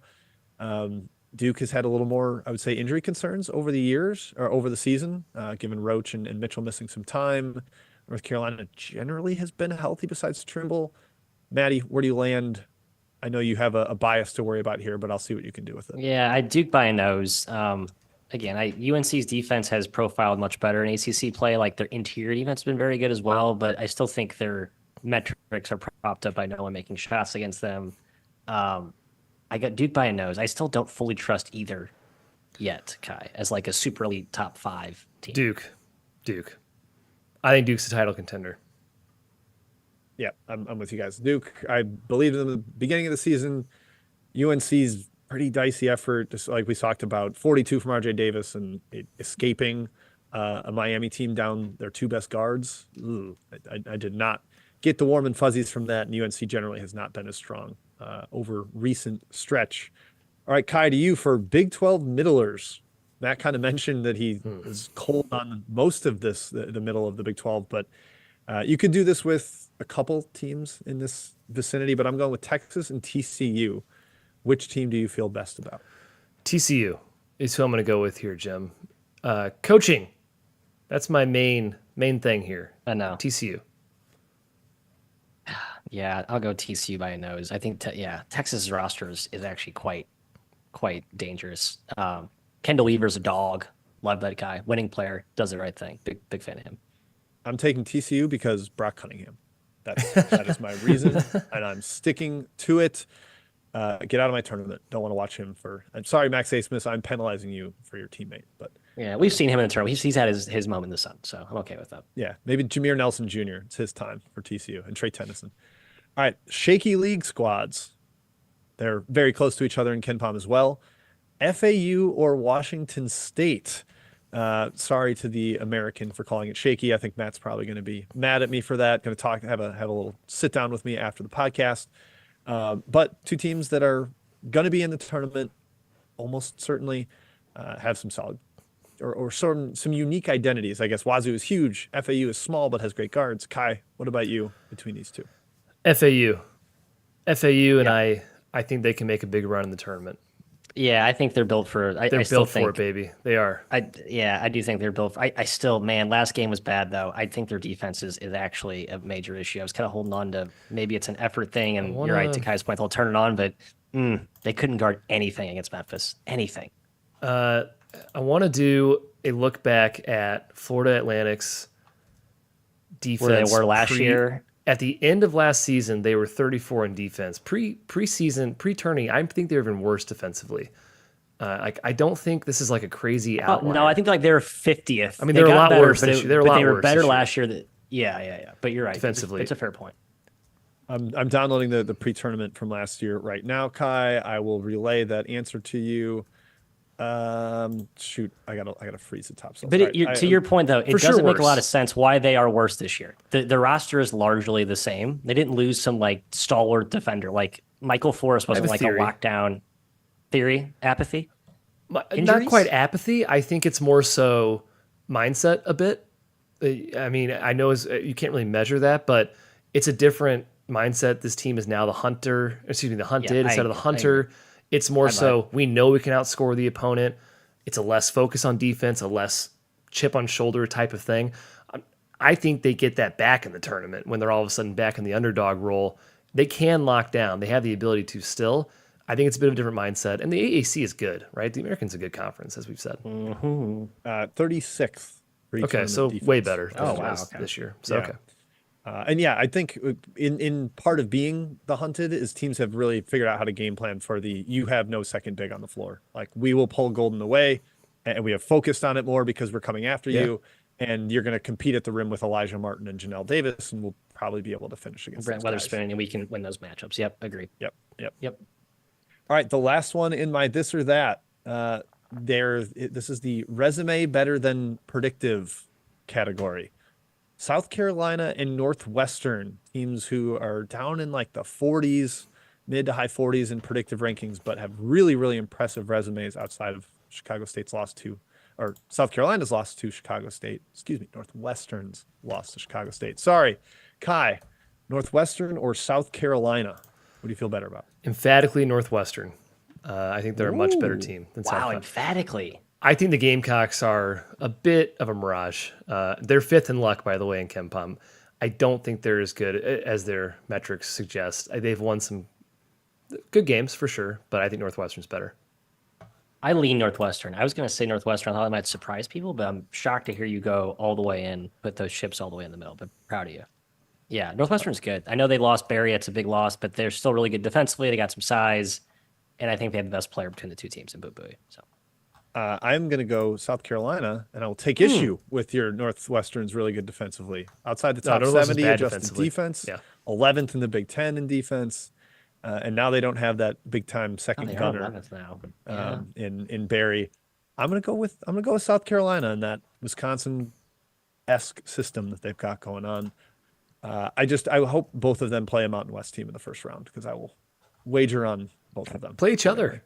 Can we get like an 8-9? Hey, that's fun. That. I'll take that. Wait, Jim. So you like Northwestern though? You're generally a fan of the team. Against the Mountain West team, sure am. Yeah, I guess. I don't know. I'm not like a huge. I don't think they have high upside. Boo Booey is terrific. I think the upside's pretty low. Fair. Okay. All right. That is my second thought. Matthew, do you have a second one? Yes, quick. Let's look to next year. Crystal ball. I think I did this thought last season as well. I may have jumped the gun on it this year, but hey, your team sucks this year. Next year, looking out for you. A couple of high majors I wrote down, and I think I missed a lot of obvious ones here. I was just sitting here today writing down some teams that like you hear coaches mention in their presser, like, hey, we got guys with multiple years of eligibility, and we're really trying to build for next year, which is largely bogus, I'll say, in many incidents in this era of you can leave at any moment and teams will change on a dime pretty quickly. But I do think there's some burgeoning continuity and belief that these groups are going to bring a lot of the nucleus back from this season, which has shown pockets of optimism. I'll start with UCLA. Yes, Bruins fans, talking to you. I believe in you next year, not this year.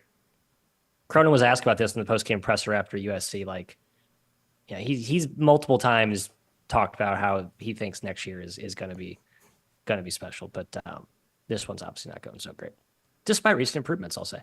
Notre Dame off a fresh win over Wake. Micah Shrewsbury, that team is not talented, but I think it's more talented than we gave it credit for, and I think we continue to underestimate how good Shrewsbury is. I think they'll probably get maybe one more transfer get. I know Notre Dame's not great on transfer appeal, and it's not really their game, but I think that roster will look a lot better next season. Georgia Tech staying in the ACC. Damon Stoudemire and the boys, super nice young nucleus. Nathan George and Bayandongo and some of those other pieces there. And how about Charlotte? I think everyone comes back for Mr. Fern, Aussie next year. I think Threadgill might be out of eligibility. I think he has one COVID year left, but he did mention in his post game that like he has harped on this is a multi-year thing, and they feel like they're actually ahead of schedule this season. But that could be a real special setup for next year.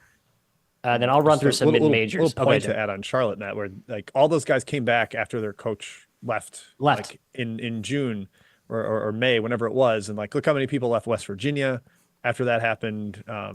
I think it speaks to their loyalty to Fern that they could have all transferred without any penalty immediately, and some of those guys would have been helpful other places, and they chose to stay. So I would imagine they'll all be back there at Charlotte.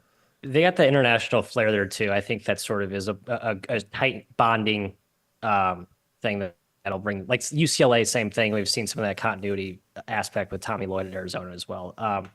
Mid majors, the Ivy League's always tough to predict, but Princeton, I think Xavier Lee could go pro early. I guess I kind of think he will at this point. He's just played so well, but no, is that a reach? I hope if he comes back, it'll be awesome. I'd be shocked. Everyone else comes back. Pro. I mean, yeah, I'd be very stunned. So they'll be good. Good luck the rest of the Ivy next. Ivy's just tough league to win. Feel bad if you're not named Yale, Princeton or got even Cornell at this point. High Point, we promised another mention. Everyone comes back next year, assuming they're not going to chase big bucks at a bigger school, which they certainly could. But I believe their NIL is pretty well supplied there, and I think they're getting paid a little bit coin. I don't know how greedy they'll get this summer, but we'll see what Duke Miles and Keza is that Giffa? Try and seek on the and Giffa. Bodo. My guy Bodo, Bodo. Matthew. Yeah. Freak athletes. I think I put them more in the fun than for real for the tournament, but we'll see. I'm not sure. I haven't quite decided on that one yet. Yeah, they can't guard. They can't Can't anybody, guard. but they do have athleticism, so they know. That could be a flip switch, maybe an effort engaged against a better team. Who knows? Troy, Toledo, Belmont, Green Bay, UMKC, our Ruse, and Idaho, kind of a reach. You love Idaho. But I do like Idaho. Pribble's the man. Pribble's awesome. This exercise is hard because of the transfer portal. It is now. hard. I know. To where but it's all of these like teams everything bring can back at change like least a second. 5. Yeah. All these guys should bring back 5 of their top 6 from what I was looking at today. And they all kind of have a very good intent, like a good continuous feel to them. I don't know, just a very gut instinctual. Yeah, again, it could mean absolutely nothing. But I'll say I'm excited for the ACC changing of the guard in the next couple of years.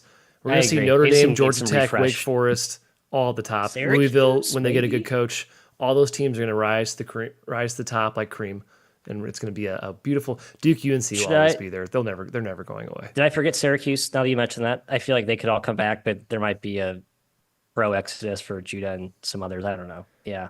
Syracuse Again, I'm fans, sure I missed need- your I school. need to hear I'm the sure I Red missed your Autry school. I takes. apologize. I need to hear the Red Autry. I know. I opinions think it's from a very Syracuse torn fans. camp there. I'm not I agree. sure. Not sure what to think. Not sure what I think. I don't know what I think. Sure, I think. Okay. That concludes my thought. Any profound thoughts on any of those other teams? Noah Reynolds, is he going to stay at Green Bay? Isn't he His done? brother's so. on the staff. Yeah, I would imagine he stays there. I don't think he's Local going kid, I pro. think. Yeah, he's not pro. Unless maybe somebody hires. Is he not a senior? My gosh. Potential. Yeesh. Got I think one he's more got year at left, least I a COVID think. year. Yeah. Okay. Yeah. But look, Matt, looking at this, you're talking about how difficult this is with transfer portal. That's why I like futures betting. When the first odds come out, just pick the good coaches that had a bad year and bet on them. Like, because they're going to be able to replenish their roster. Like Chris Beard's going to be deflated in value. You don't know who's going to be on the squad next year. Like, I think that's a decent early I agree. futures betting strategy. I did that with Eric Musselman, though, Jen. That didn't quite go as planned. Sorry. Yeah. Pixie. Oh, you get some duds blow up in your face, no doubt about it. But that's okay.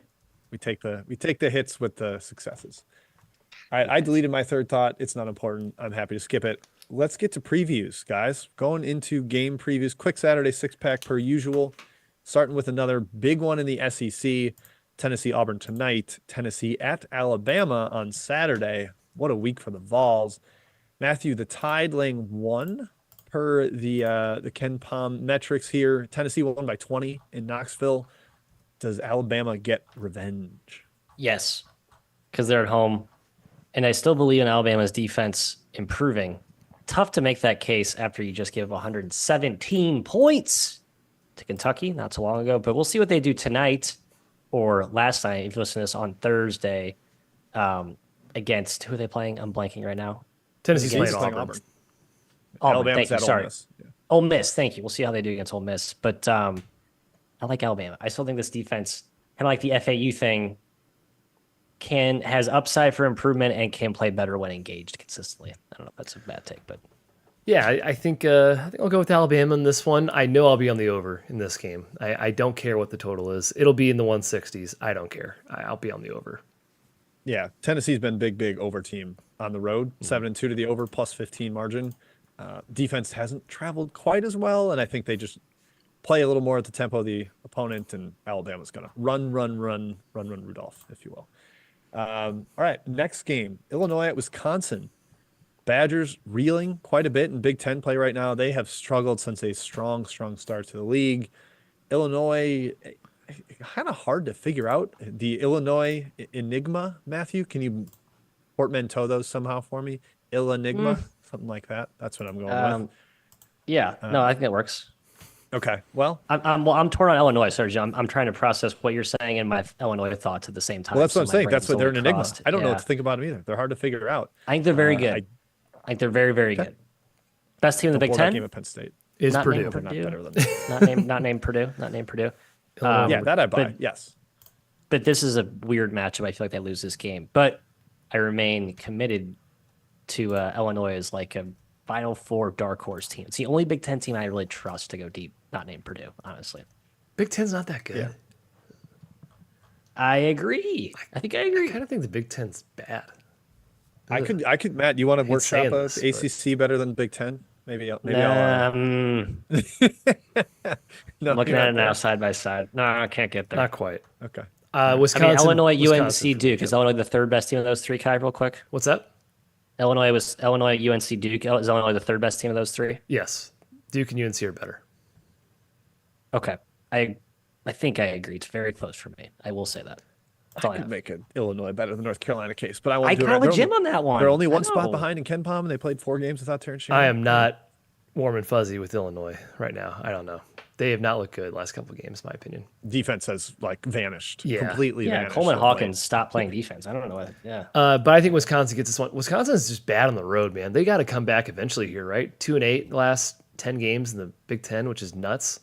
But their troubles are the road. I think they bounce back and get the win against Illinois. Yeah, well, I think Kai. I think you said they're 0-9 against the spread. Or they were 0-8 against the spread before last night, and extended it to Yeah, 0-9 eight straight non-covers. Yeah, Wisconsin. before last night, right? Oh, they were 0-7 no. going into last night. Oh, okay. So 8 straight non-covers. Well, to cover this game, they have to win, and I don't think they will. I'm going with Illinois. Oh, I think okay. athleticism overwhelms a little bit there. All right, next game: Marquette at Creighton. Huge one in the Big East. Number 2, number 3. Apologies to Seton Hall. Matthew, the jumping, shooting Jays at home in Omaha. They get it done against the Golden Eagles. I kind of think Marquette wins this game, as crazy as that is. Going against home Creighton doesn't feel very smart, especially with the recent home efforts we've seen them put forth. But I think the healthier Marquette backcourt, the pressure they can put on the Creighton guards for 40 minutes, as Kai talks about so frequently, astutely, that is the difference. Marquette wins. They forced 18 turnovers in the first game, so you're not super wrong about that. Yeah, that's definitely a concern against Marquette. Clearly the more athletic team than Creighton, but I'd probably lean towards the home Jays, Jim, in this spot. You're going to see premiums in the market for all these teams, but I lean towards Creighton. I'm going Marquette with Maddie. I don't know why I'm just riding road teams, I guess, other than initially with Alabama. I think they can beat the drop coverage. Teams that have guards that can play in that mid-range, make smart decisions in there. Jones and Kola can score in that floater pull-up range. I trust Marquette to be able to take advantage of what the Creighton defense gives them there. Kansas at Baylor. Kai, this was a surprising spread a couple games ago when Kansas was like an 8-point favorite. We thought it was ridiculous, and Baylor covered. Now the Bears back home in that brand new arena with the ridiculously high nosebleed camera. Kevin McCullough likely out still, thinking his status out. Does that mean Baylor gets revenge? Yeah, so Ken Palm's got this 5. Is that right? And Yeah. I guess he didn't predict the 8-point spread at Kansas, right? That was more so the market taking it super high. Obviously, that's an enormous straddle there. With no McCullough, I would go towards Baylor. I think Baylor's incredible. Like, again, I've mentioned this several times. Their losses are 3 overtime games and a 2-point loss at Texas and a 3-point loss at Kansas, and then a BYU loss. But 1, 2, 3, 4, 5 of their losses are overtime or by 1 possession. This team could be first place in the Big 12 right now if luck was a little bit different. They're a very good team. I need to get some futures investments on them. When they get Langston Love back, their top 6 rocks. Like, that's 2 lottery picks with Misi and Walter. Very in on Dennis and Bridges is like the veteran dudes there, and Nunn, and then obviously Love is that kind of X factor off the bench. That's an awesome top 6. That's a really good top 6. Quick soapbox. Some guy's been coming at me for having like negative Ray J. Dennis takes. Insane. I think preseason I was like worried about the translation because of Marion Jackson translating. I love Ray J. Dennis. He's so fun to watch. The booty ball that he can play, terrific passer. So to that guy's bit, go away, go to bed. And kinda got I ate up was by Houston's skeptical D. I mean, about Dennis too. He's by been the way. good, but he's not been perfect. Jim out He's been whatever really your good. take was. He's been awesome. I mean, he had 8 turnovers against Houston. He got 8 up by the KU pressure a little bit too. I mean, he's not been perfect. He's been awesome. I love him. I believe in him, but he's not like he's not like a Tyler Kolek or like a RJ Davis. Yeah, let's not crown him like that. Gonzaga at St. Mary's, guys. St. Mary's has probably going to have the title locked up, assuming they do not lose their midweek game. But it's still huge for seeding in the NCAA tournament. Gonzaga's at large resume probably needs this. Kai, we talked about it on the pod in past weeks. Do the Zags get it done at St. Mary's? I'm just going to spoil it. I think they do. I think Gonzaga wins. Yeah, WCC bros are cool with it, right? They let each other get these huge wins to Fist bump. help their at-large chances. Yeah, Mountain West does the same thing. Yeah, I think Gonzaga wins this one outright. I think they do win this game. I think they do make the tournament. Man, a play-in with Gonzaga would be pretty sweet. That team's going to the Sweet 16. That's your play-in game to the Sweet 16. Weird spot here. Gonzaga plays at the Chase Center against the Dons Thursday night for the Dons senior night, which will be at the Chase Center, not at their home gym up on the hilltop. I kind of think that's weird. Cool, but also I would weird. say it's dumb. Dumb. Okay, I think I was wanting to make that claim, but thank you for getting all the way there for me. I think Gonzaga loses to the Dons and then beats St. Mary's. No way. That's my prediction. Gonzaga's going to Gonzaga spank them. loses to the Dons without the home court that the War Memorial provides. No, I'm out on that. I actually did add a little bit of Gonzaga 120-1 to my portfolio, just to a team that's like top 25 in Ken Pom at 120-1. Good coach. I'm not saying they're going to win, but it's just continuing to cover my own ass. My non-UConn portfolio grows even larger. It's fun to get Gonzaga back in like the Blake Stepp and Matt Bolden, like lower seed Cinderella type of spot, right? You know, they're not the front runner. Could be a fun little thing. Yep. Michigan State at Purdue. Last game to mention here. Purdue 10-point favorite. Michigan State reeling. Ty, does Purdue clinch the outright Big Ten title with this game? Yeah, I think they win. Mackey, tough place to beat Purdue at, obviously. 10-point spread, though, big for a Michigan State team that I think is still pretty good as a tough dog, and it's still a pretty good team. Hey, will Izzo play Xavier Booker? I mean, the guy was awesome in limited minutes last game. Then he took him out, and Michigan State lost. But yeah, I think Purdue wins. 10-point spread, I would look towards the underdog in that game. Yeah, I think Michigan State having bad centers is like, okay, everybody loses the center matchup to Purdue. Yeah. We're not worried about it. I think the rest of the positions, they can play them somewhat to a draw. I think this one's close, Matt. I think it comes down right to the wire. I agree. I think Purdue wins, but I think it's competitive. I also could see Purdue winning by 20 because they're really high to Michigan State, and it turns out Michigan State might not be very good, and then Purdue crush them, and it's like a typical Mackey blowout too. I could see either one happening. So I guess that's a long way of saying I have no idea what happens in this game.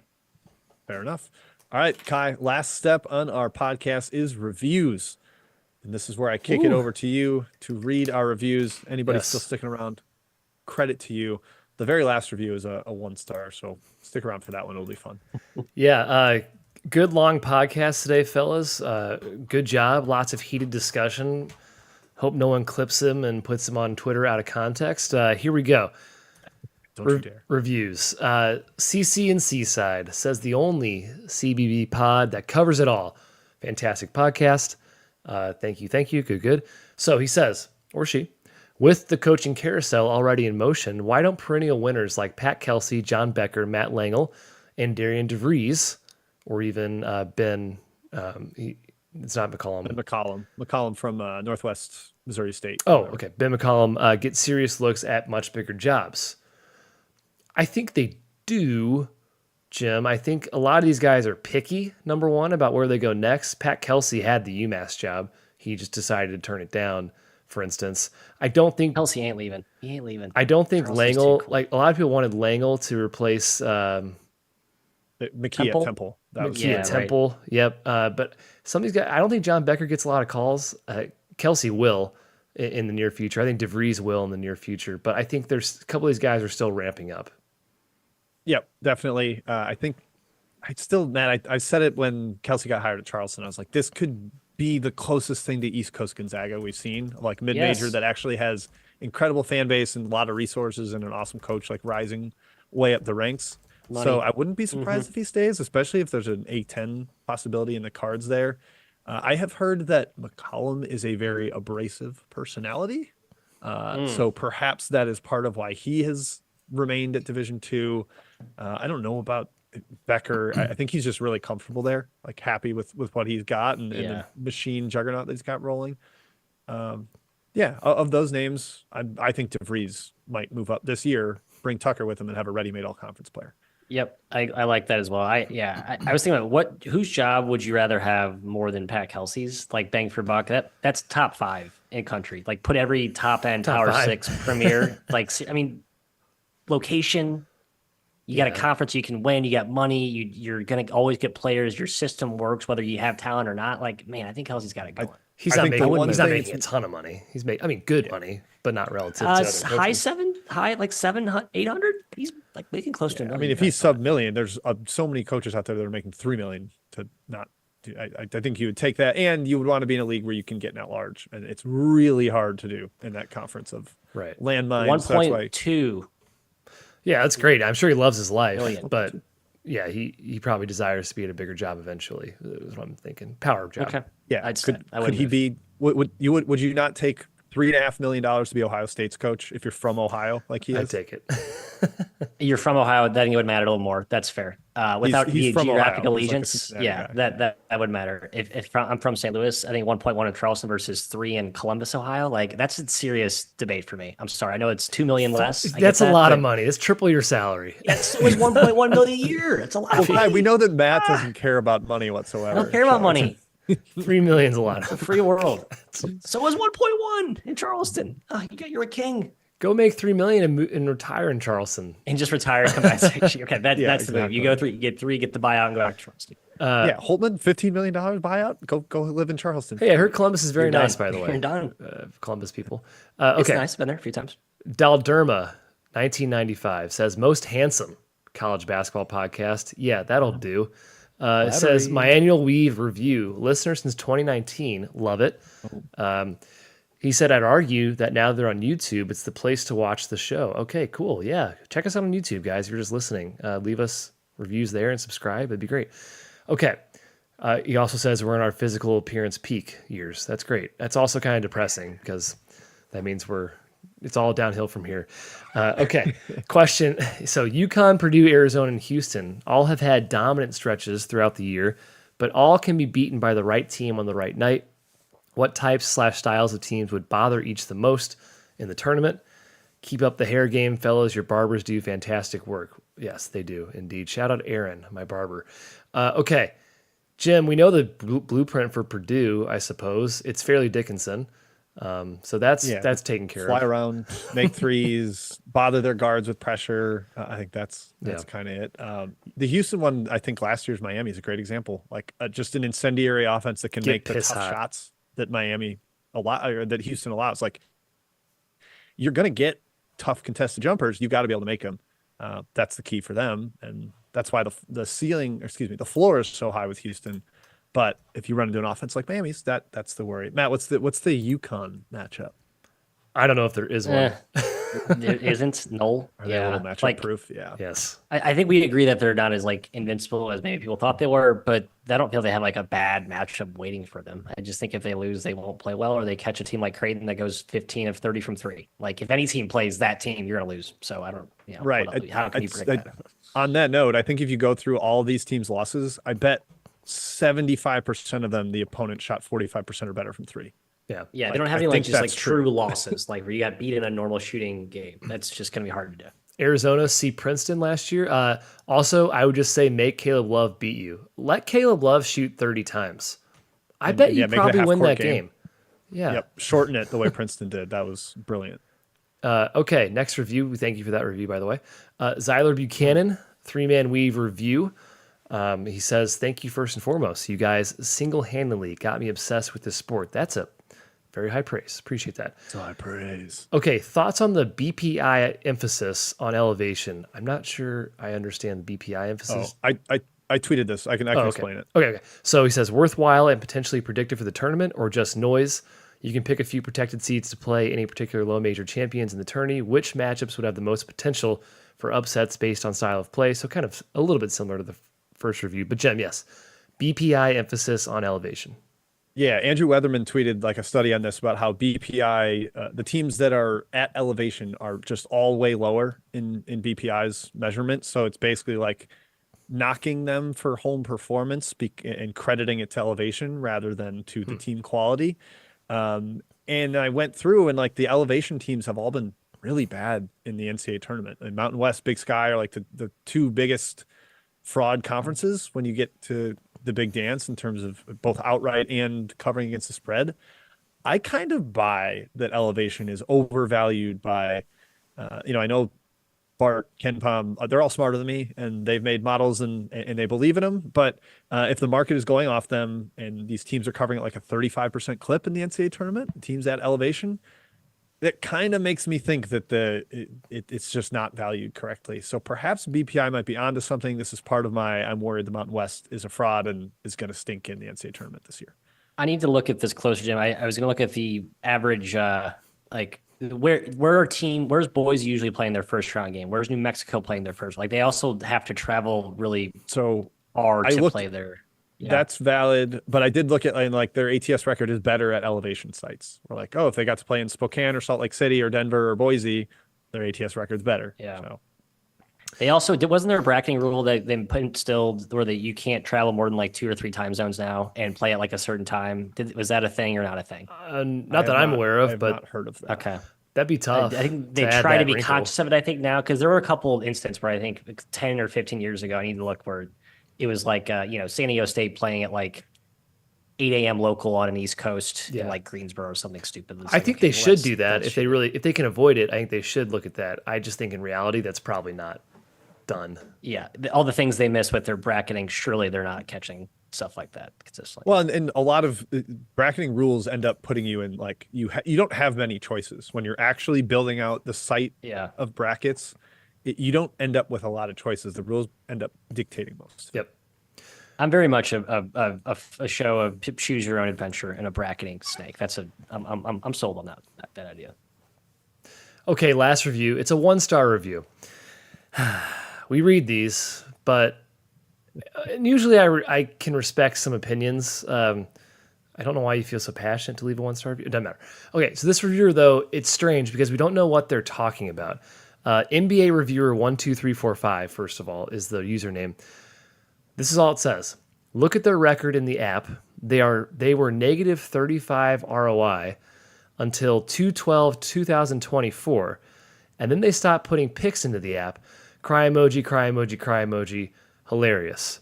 Not only do I not know what app he's referring to, I don't know what app he's referring to. We haven't put picks in any app all season. A negative 35 ROI. Oh, yeah, guys. I'm just not telling you. I've been putting all of our picks in the Action app.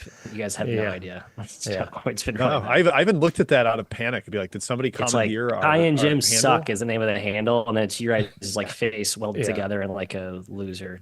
Even if he's referring to the Action app last year, we were positive. We were like plus 4.5% ROI, made 11 units over the course of the year. Yeah, which I mean, I don't know. It's annoying that this gets included in the algorithm and in our reviews for some dumbass. We had a nice little BBOC. We had a good BBOC run last year, I think, too. I'm gonna go find that right now. Yeah, the moral is there's no app here. There's no negative ROI. I don't understand. This is probably a spam thing, but it's just if there is, who's the imposter? It gets added to the review thing. It's very annoying. Yeah. Anyways, I hope NBA reviewer 12345 stubs all 10 of his toes. Constantly. That's what I was The cry emoji is what gets me, Matt. You know how much I can't stand yes. Then the money out tongue emoji, the sideways crying emoji. God, they're all the worst. They're all the worst. That does it for the reviews, Jim. That's it. Thank you, everybody, for sticking around. Maybe one of our longest non-March Madness marathon episodes of all time. Just a lot to talk about. Court storming, ACC, Big 12, et cetera, et cetera. Thank you for tuning in. Great work out of the chat. We'll be back on Thursday morning with Best Bets at 9 a.m. Central. Also Saturday at 10 a.m. Central on Best Bets. I am tentatively going to be on the Mark Titus show tomorrow coming up Friday, so check that out as well. Marky titties. We love it. Marky titties. All right, lots to discuss coming up in the future. We're almost to March. Thanks, everybody. We will see you next